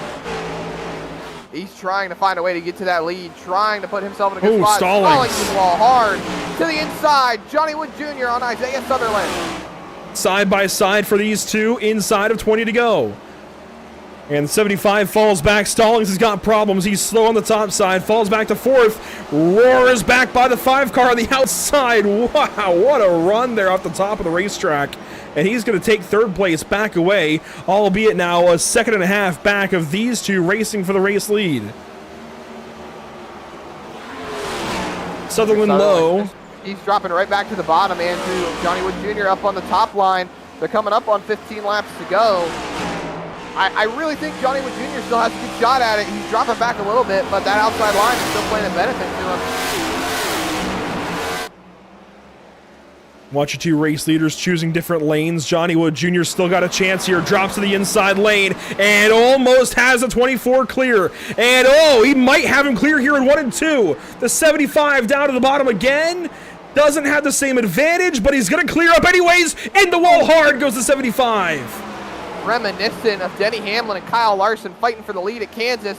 Now Johnny Wood Jr. is going to let that 24 go back on by. 14 laps to go. Oh, he doesn't want to. He's not happy. There's a lot of right front damage on that 75 car. He might pull that car down into the pit lane. He's running right on that bottom line. Oh, he's hurt. He's hurting bad, Andrew. He's falling back into the clutches of Stallings and Buzzio. He's trying to hold the car as low as he can, but here goes Stallings, and the 75 is, in fact, going to come in and pit. So big problems for Johnny Wood Jr. Was racing for the win this evening at Bristol. Ends up in contact with the 24 of Isaiah Sutherland, and Sutherland is now uncontested out front by 2 seconds. Back to the 0 car of Dustin Stallings. It's Buzzio in 3rd now, Borbell in 4th, and he could still get a top 3. And look who's 5th. Hang on, Jamie Plord is driven into the 5th spot as Borbell goes right on by for 3rd. Changing to the guard, Andrew. This whole race has been a shakeup. We're hitting about 10 laps to go next time by. Borbell inside of Buzzio, flying to clear. Oh, there is Johnny Wood Jr. coming back out onto the racetrack. 3 wide, split the middle for Borbell. Oh, this is close with Johnny Wood Jr. He's going to get away from them now, though. He works the bottom side. He gets by Dustin Stallings. Borbell is going to work continuously on the 5 car of Adam Buzzio. Stallings backs up. Buzzio checks up. And Borbell might get 2 for 1. He just might. He barely got clear of that 5 car. Now trying to work to the inside of the 0. 8 laps to go. He's got better tires. He's going to use the 51 as a pick. And he's going to get 2nd place. Now, can we get a caution and shake this race up and potentially see if Borbell can't take this win away from Isaiah Sutherland? Side by side for 3rd now, Stallings and Buzzio. Buzzio to the bottom. Stallings might have used up his tires as Ford's coming into the mix. Hughes right behind him. There goes Ford to the bottom. Jamie Plord looking for 4th place. After a rough start to the day and a whole lot of damage it must have been for the 38 car. With 5 laps to go, this next time by the flag stand, he is into the top 5 and racing for more. I see that. He drops down to 6th spot as Jared Hughes goes on by. Our race leader, Isaiah Sutherland, is clear and away by 2 seconds. But here comes Johnny Wood Jr. Do you think we'll see some payback? I doubt it. We have not. Yeah, no payback there in the 75. Well, it'll be 3 laps to go then for Isaiah Sutherland, and Borbell is closing, but not nearly quickly enough. I don't think he's going to have enough time unless Sutherland makes a big mistake. We're rolling up 2 laps to go here, Andrew. Sutherland rolling on by more lap traffic. They're giving him well and enough room to keep rolling. Another 2 tenths clicked off. Sutherland taps the wall a little bit, but I don't think it's going to be enough, Andrew. Rolling 3 and 4. It's going to be coming to the white flag.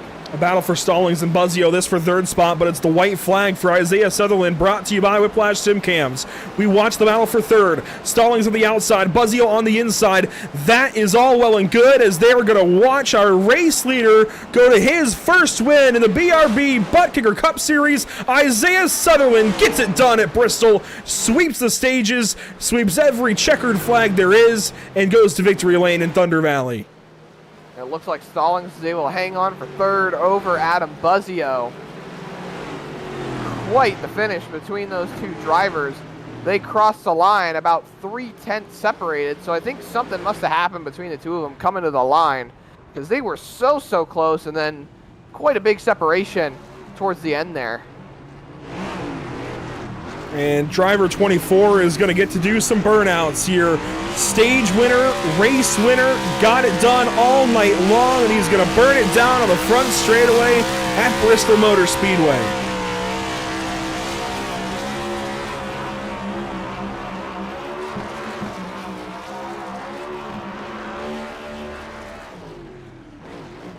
So Isaiah Sutherland, finally a race winner in the BRB Buttkicker Cup Series. 3 races in: Eldora, Chicago, and now gets it done at Bristol. What a rise to success for this 24 car. Has put the league on notice. If he's here next season, boy, he is going to be one to contend with as he gets it done in his home state. That he does, walking it down the front stretch. This has been probably a long time coming now, because we thought he was going to be one of the drivers going for the win at Eldora. He had it slip out of his hands. We thought he was going to try to be the one to win Chicago. Had that one slip out of his hands as well. So, 3rd race in, finally gets that win. And I think we're going to see him get another win or 2 this season. He has been super strong in that 24 Chevrolet Camaro. Let's take a look at the Whiplash SimCams race results this evening. First up, and Boy, what an evening here at Bristol Motor Speedway. To victory lane goes the 24 of Sutherland. It's going to be Borbell, Stallings, Buzzio, and Hughes, your top 5. Plord, Maddox, Bottoms, and Maddox. And then Johnny Wood Jr. 1 lap down in 10th spot to complete your top 10. If you look through this top 10 and look for storylines, Borbell with those tires at the end powers into the 2nd spot. What a gamble that was. That paid off beautifully. Stallings drives back through the field up into the 3rd position. He had a lot of work to do late in this race and got it done nicely. Jared Hughes comes back. Jamie Plord comes back. They were each deep in this field at one point and drove to 5th and 6th. And then William Maddox came back from being a lap down most of the day and finishes 9th. Yeah, one heck of a run for William Maddox. And Johnny Wood Jr., so unfortunate to see him get towards the back of the top 10. Richard Wolsifer pulls off an 11th place finish after struggling just about all day. That's got to be rough for that 56 car after starting on the front row. Carl Pooler, Zachary King, Dakota Bly, Eric Jensen, they're going to be top 15. Mason Hausman is able to come back out on the racetrack and gain a couple of spots to put himself still in the fight for that, all but coveted chase spot, but I think he's got it locked up with the wins that he has. Patrick Hernandez ends up going 76 laps down. Evan Patenko has a very terrible day after a strong run at Chicago. So really rough to see. Matthew Corder ends up 172 laps down, and then Gavin Rogers, your only car that did not start the race tonight. He was playing photographer this evening, it seemed like, getting a lot of pictures in the Discord channels here. Interesting night then for the 77 car. As the 24 goes to victory lane, we'll talk with driver 24 again this evening. For the 2nd time, we'll bring in driver 24, Isaiah Sutherland, now a race winner in the BRB Buttkicker Cup Series. First off, though, what happened between you and the 75 there late in this race? Yeah, he... I hate that happened. I really do. We were actually going to have a good battle there. Coming off of, what was it? 2? He had got a run on the inside and was going to slide up on exit. And I'm going back and watching it in slow-mo just to make sure I'm not crazy. And, I had a big run coming off the high side. And he continued his run straight up the track. And I got into his right rear, and he hit the wall there. I hate that happened all night long. He had kind of been there at the end and been there, and then last stint there he was pushing really hard, and I was looking forward to the battle, and I hate that happened, and apologize to him there, but I had a big run on the high side, and you know how that is at Bristol. You usually have a lane open there, so. Well, this gets you into victory lane this evening in your 3rd start. Do you think you can get another 1 or 2 before the season's done? I'd like to. I mean, that's, I joined in halfway or past halfway in the season, and definitely want to win. It's the fun part about it, and being out here with these guys too, it's a lot of fun. But yeah, hopefully I can get a couple more and freshen up my skills there. And I would have liked Mason to be on the track too, and a couple of guys I know wrecked at the very beginning. That was going to be a pretty good battle there, but all in all, it was a fun race, and the car was lightning quick tonight. I guess it's that new paint scheme that my buddy painted for me there, Eric Jensen. Yeah, brand new paint scheme for that 24. Do we see maybe some more of your teammates possibly join this thing? I mean, I don't know how many drivers you have in the Racers for Christ team, but with you and Jensen picking up some pretty quick success, do we see any more join?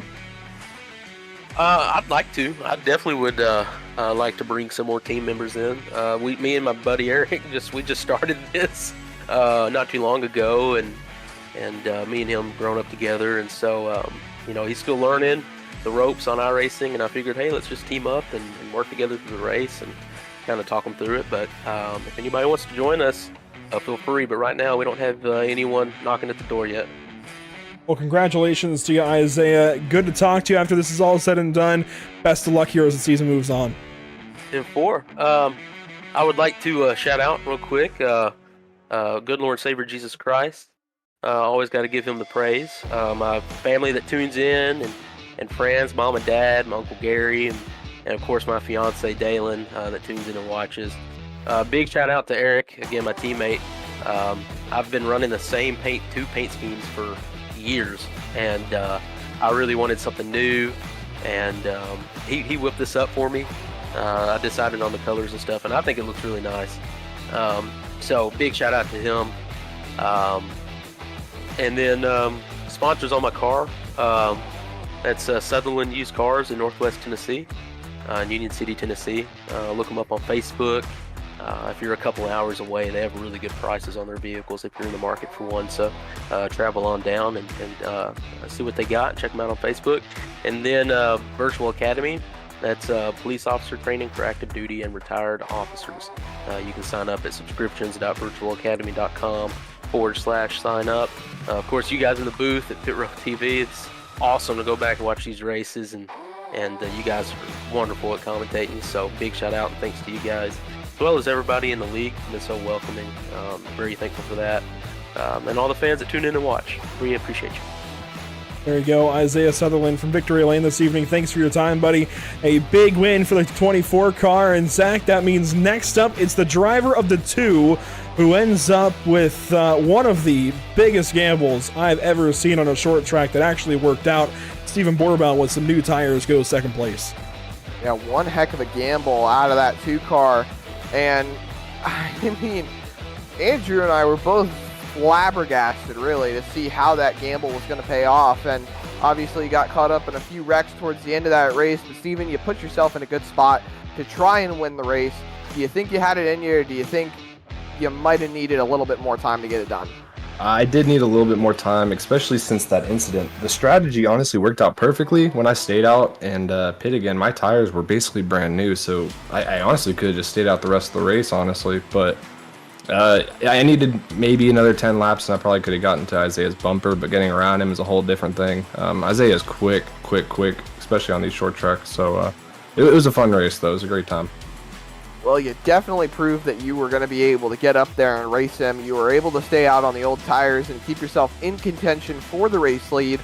You obviously took it to pit road, and you got caught up in another incident that did some damage to the right side of that car. Did it affect anything moving forward that might have hindered your pace, or do you think you still had a good car enough to win this race? I definitely had enough. The whole race, I was just saving so much, and then it just became a battle of track position at the end. And then getting caught up in that last wreck just put me behind the 8 ball again, and I had to pass up everyone again. If I had restarted on that final restart, maybe third, I think I would have been there the whole time battling Isaiah and Johnny. But yeah, no, had a lot of pace tonight, and it was just trying to get that track position at the end. Well, you made a good run at it. You were able to come home with a second place finish, and that's still a solid points day for you. Congratulations. Yeah, thank you. And a quick shout out, obviously, to the sponsor of this race, Mountain Empire. We appreciate it. Buttkicker, Sundance Pizza, and a shout out to my teammates for the great finish. I think we all finished in the top 10. Yeah, so great run, everyone, and thank you guys for all you all do. And we look forward to next week and then the chase. Absolutely. Congratulations again on your second place finish. Appreciate it. That is Stephen Borbell, second place finisher on the night. And Andrew, I believe you've got Dustin Stallings waiting for you for that third place finish. Yeah, we talked to him earlier after stage number 2. He went second in each of the stages. Dustin, he climbed back up, not quite to second place, but third after a rough go in stage number 3. How'd it go for you? It went better than I thought it was going to going into the night, to be completely honest. But it was definitely a tall task trying to come through the field after that pit road mishap at the end of stage 2. But managed to work my way back up there and have a chance at it. But after that last restart, got in the wall pretty good and suffered some wheel damage. So I kind of had to adjust how I was running my line, and luckily I was able to hold off Adam there to get a P3. How the seasons went for me the last few weeks, it feels like a win. So hopefully this can pick up some momentum for me going into playoffs. You've got a race win already. These couple of second place stage points going to work out for you, help move you ahead of Jared Hughes in the standings. It looks like maybe even Richard Wolsifer after his rough day. So you're squarely in the chase. Is it just guns ablaze then into California next week to get one more race win and continue this momentum into the chase? Oh man, I wish I had a win already, but I'm due, that's for sure. But after incident that happened back at New Hampshire like a few weeks ago that kind of had to take a step back and kind of reevaluate how I run, and I kind of feel like that's kind of got me in a little bit of a lull, just trying to find that line on when I can be aggressive and when I shouldn't. But this is definitely a good step forward on finding that. But at this point, I mean, I think Auto Club's the last race before playoffs. I can't remember, but it's really just going to be trying to get good stage points. I've struggled all season with that. Had a few races where I had some really good shots at getting a win, and just little mistakes. Just like tonight, the pit road mishap put me behind the 8-ball. Yeah, I think if it weren't for that, I probably would have at least had a chance to give Isaiah a run for his money. But it's just try to maximize my points each week. Auto Club is a pretty good track for me, so just have to see how it goes. Yeah, see, I misspoke now. Not quite a win just yet, but a win coming certainly for the Zero car after a solid day here at Bristol. Congratulations on a solid finish, and hopefully we're talking to you again soon. Thank you. I want to give a shout out to Isaiah. He come in a couple weeks ago. He's done a fantastic job. I really enjoyed racing with him during the first two stages. Shout out to Steven, Adam, all the admins. If it weren't for them guys, this league would not be one of the most fun I've ever had in league racing. Really enjoy it. A lot of the guys here respect each other and race well with each other. Really enjoy it. Also, shout out to my teammates. They had some good runs going, but just had some bad luck happen. But they're doing good. And shout out to my wife and my little girl. And just shout out to you guys too. I really like going back and watching you guys broadcast. Y'all do a fantastic job at it and cover it really well. It makes it really enjoyable after these races, and go back and watch it and show it to friends and family. But thank you guys. It's really good step forward for me. Yeah, you're going to like this one for sure then. All the TV time that Zero car got. Congratulations once again. Hopefully we're talking to you soon at California and beyond. Thank you, guys. Justin Stallings, third place this evening. A really solid day for him, and you can hear it in his voice just how, I don't want to say choked up, but close to it. Right, Zach? You can tell. He's a little emotional about the fact that he went third this evening, second in each of the stages. That's a really big day for the Zero car. A lot of points earned, and the points are already posted, actually. I don't know that they're finalized completely, but the points are posted, and he's moved up from 8th to 6th in the standings, so moving up big time, and is close as well to 5th and 4th. He could absolutely, if he continues on this run, be 4th before the chase starts after being 8th coming into this race. And we can bring up the standings again, and he corrected me, and I'm glad he did, because Wolsifer's got the win, not Stallings, so that has to be corrected. But Stallings is going to move up anyways to where Wolsifer is going to drop down, so if you swap their names, I guess it makes sense. But Zach, that cut line, I almost don't even want to have it up. Us Buttkicker fans, a rough day for sure, but again, hats off to Jamie Port, who's done such a fantastic job of defending that chase position, and we'll hold on to it 1 week longer. That he will. I